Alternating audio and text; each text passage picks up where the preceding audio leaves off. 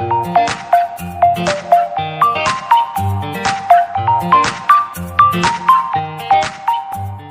Everyone, स्वागत है आप सबका रिफ्लेक्स बायोलॉजी क्लासेस में।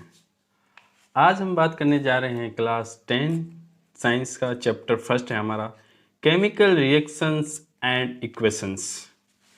तो जैसा नाम से ही हमें पता चल रहा है कि इसमें हम केमिकल्स के बारे में बात करेंगे, केमिकल्स, रसायन। तो ओके, स्टार्ट करते हैं लेसन। तो consider the following situations of daily life and think what happens when. तो ये कुछ नीचे सिचुएशन दी हुई है जो हमारी डेली लाइफ के अंदर हमें देखने को मिलती है। तो इन सिचुएशन के आप रीड करेंगे हम लोग, और रीड करके हम लोग इनके बारे में जो भी गैस करेंगे कि क्या क्या कुछ हो सकता है। तो पहले फर्स्ट कंडीशन लिखी हुई है, milk is left at room temperature during summers.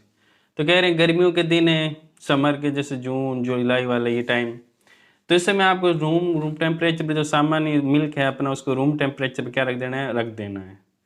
तो बताओ उसके अंदर क्या कुछ ना कुछ क्या चेंज आएगा क्या, मतलब उनकी जो पहले जब रखेंगे तब की स्टेज, और जब वो थोड़े समय बाद देखते हैं 2-4 घंटे बाद सामान्य रूम टेम्परेचर पे, ठीक है, अंदर फ्रीज वगैरह में नहीं रखना अपने को।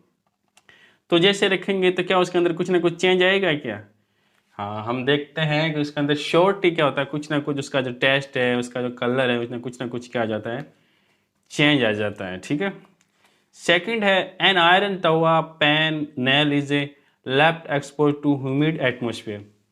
तो अपने घर में चपाती वगैरह जब बनाते हैं तो उसके लिए हम आयरन तवा या पैन है, जो आजकल नॉन स्टिक पैन वगैरह जो आते हैं तवे ही है एक तरह से वो, या नेल कील वगैरह है, उसको आप ह्यूमिडिटी मतलब जहाँ पे जिस एटमोसफियर के अंदर या जिस इन्वायरमेंट के अंदर क्या हो, ज़्यादा मॉइस्चर ज़्यादा हो, कहने का मतलब वाटर, तो उसके साथ अगर उसको रखा जाए, वाटर उसके ऊपर गिर रहा हो या ह्यूमिडिटी उस पर बार बार क्या हो रहा अटैक कर रही हो, तो उस पर क्या होगा।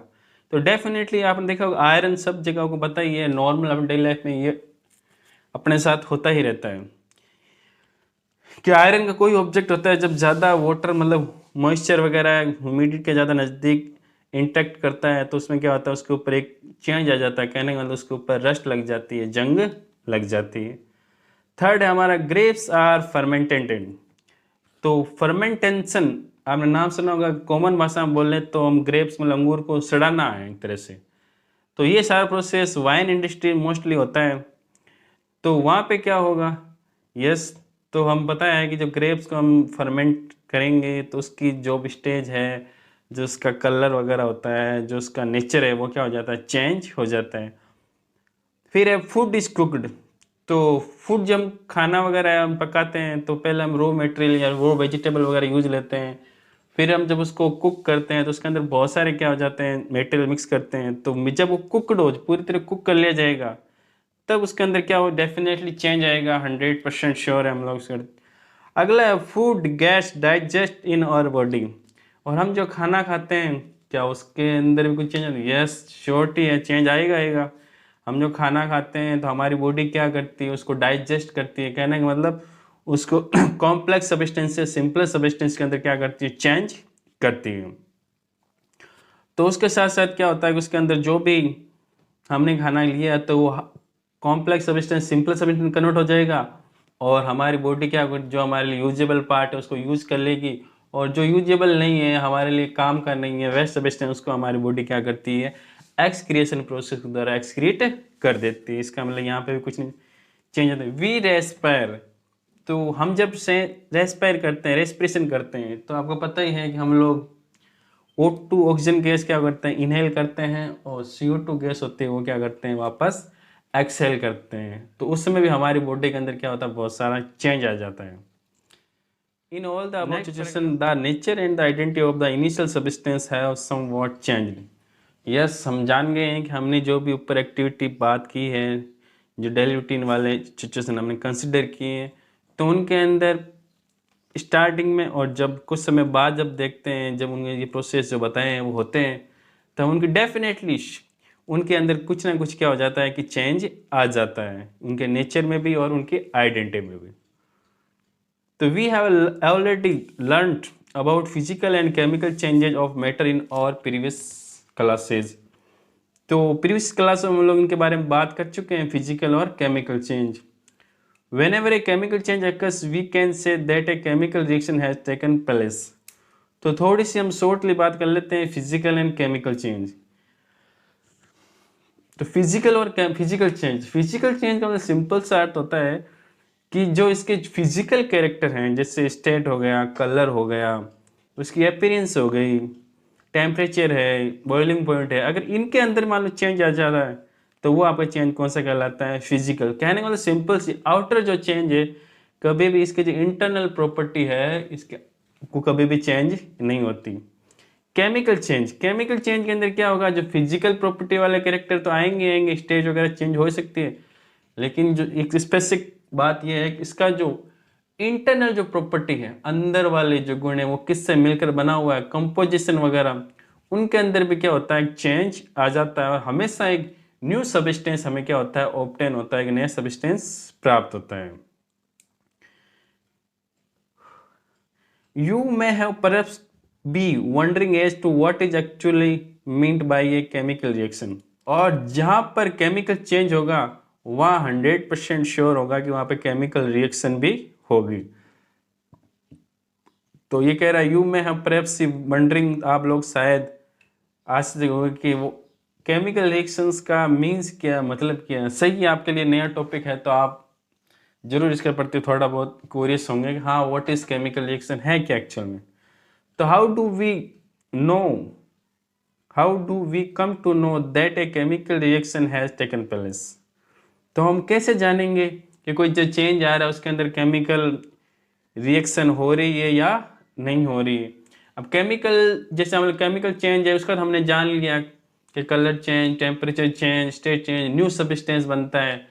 तो अब हमें कैसे पता चलेगा इसके अंदर केमिकल रिएक्शन हो रही है या नहीं हो रही है। Let us perform some activities to find the answer to these questions.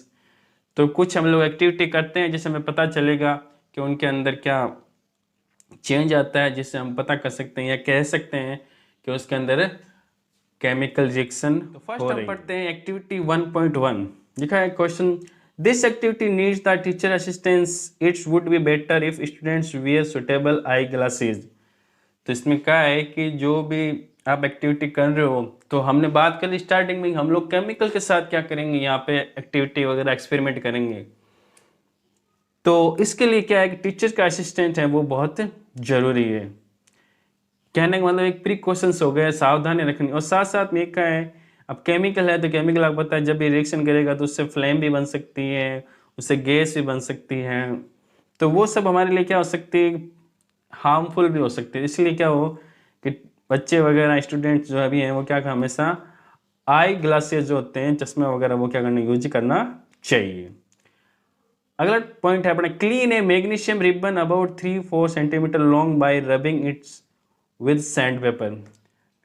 तो कह रहा है एक क्लीन मैग्नीशियम रिबन पेपर ले लो और उसके ऊपर क्या करो, रब करके, मतलब सैंड पेपर से अच्छे से रब कर लो। रब करने से क्या हो जाएगा, ऊपर से क्लीन हो जाएगा। वो इसलिए किया जाता है कि कोई भी हम जब रिएक्शन करना चाहते हैं तो वो जो रिएक्टिविटी सरफेस है वो अच्छी से क्लीन होगी, तो क्या होगा उससे, क्या हमारा जो भी एक्टिविटी हो रही है या जो रिएक्शन हो रही है वो क्या होगी, अच्छी तरह से हो पाएगी। Hold it with the pair of tongs. तो उसको आप पकड़ के किससे रखेंगे, टोंग्स, जो सामान्य चिमटा कहा जाता है उससे हम क्या रखेंगे, उसको पकड़ के रखेंगे।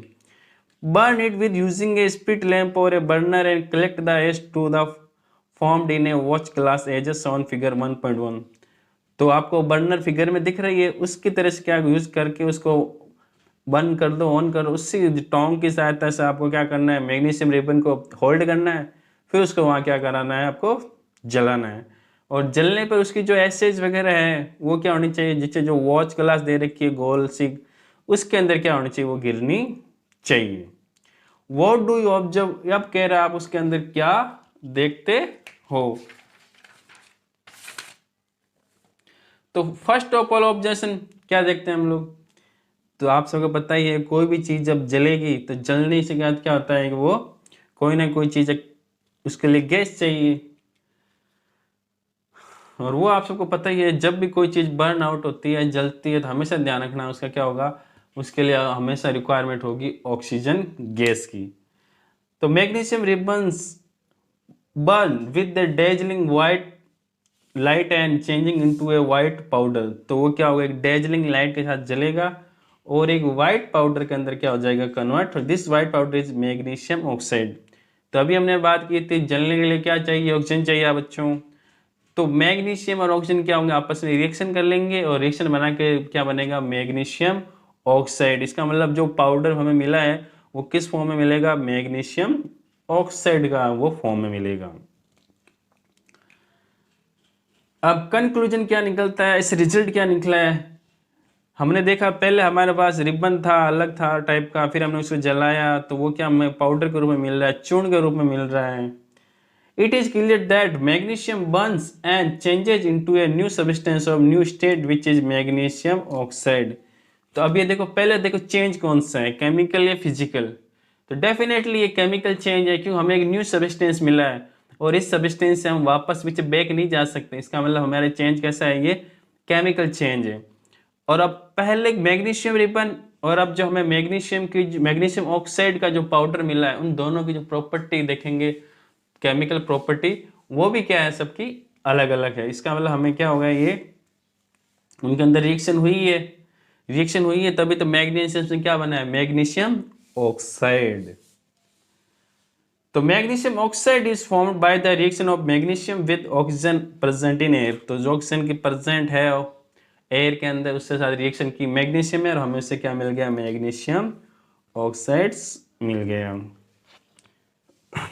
You must have observed that magnesium ribbons burns with a dazzling white flame and changes into a white powder। ये हमने देखा, ये को जलता है तो किससे जलता है, dazzling white flame and changes into white powder। This powder magnesium oxide, it is formed due to reaction between magnesium and oxygen presence in the air। Okay। अब एक्टिविटी 1.2 के बारे में बात करते हैं। Take a lead nitrate solution in a test tube. तो कह रहा है एक टेस्ट ट्यूब लेंगे, उसके अंदर हम कौन सा लेंगे, लेड नाइट्रेट लेंगे। Add potassium iodide solution to this. अब लेड नाइट्रेट के अंदर हमें क्या डालना है, पोटेशियम आयोडाइड सॉल्यूशन इसके अंदर डालना है।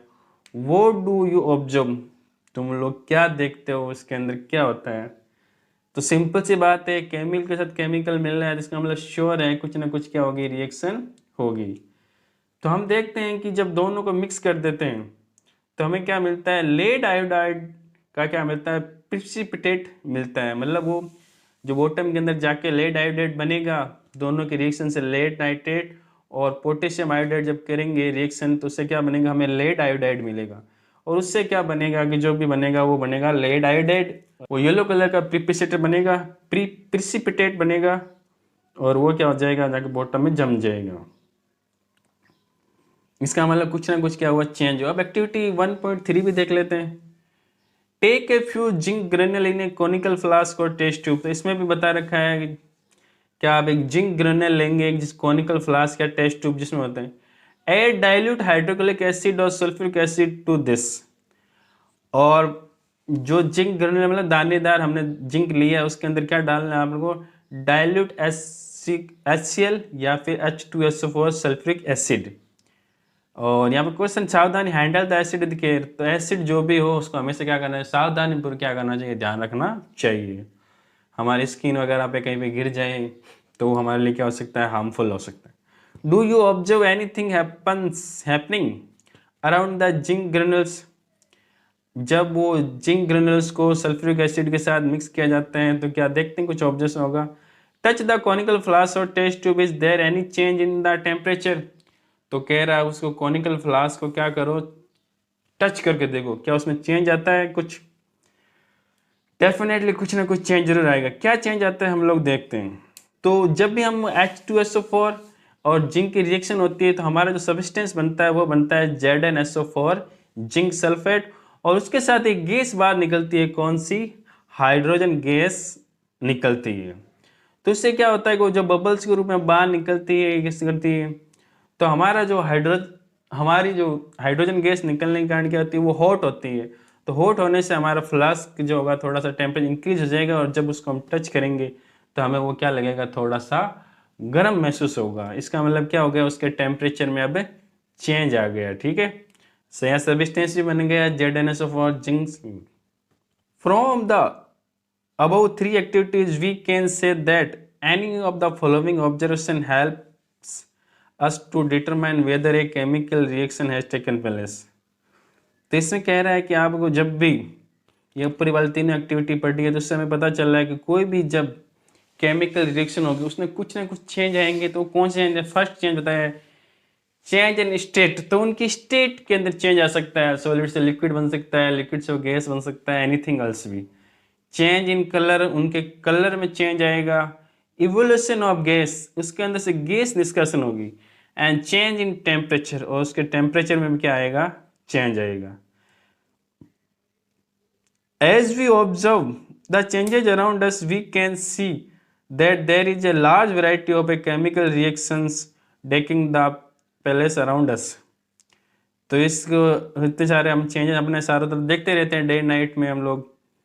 तो इसका मतलब हमारे चारों तरफ जो बहुत सारे क्या हैं केमिकल पाए जाते हैं। We will study about the various types of chemical reaction and the symbolic representation in this chapter. तो इस चैप्टर के अंदर हम क्या करेंगे? बहुत सारी केमिकल रिएक्शन के बारे में पढ़ेंगे, अलग अलग टाइप की, और उनके जो सिंबॉलिक रिप्रेजेंटेशन होते हैं कैसे करा जाते हैं, कैसे लिखते हैं, उन सब के बारे में हम लोग स्टडी करेंगे। Thank you for watching. बने रहिए बॉडी से फिट, माइंड से scientific. God bless you. Thank you.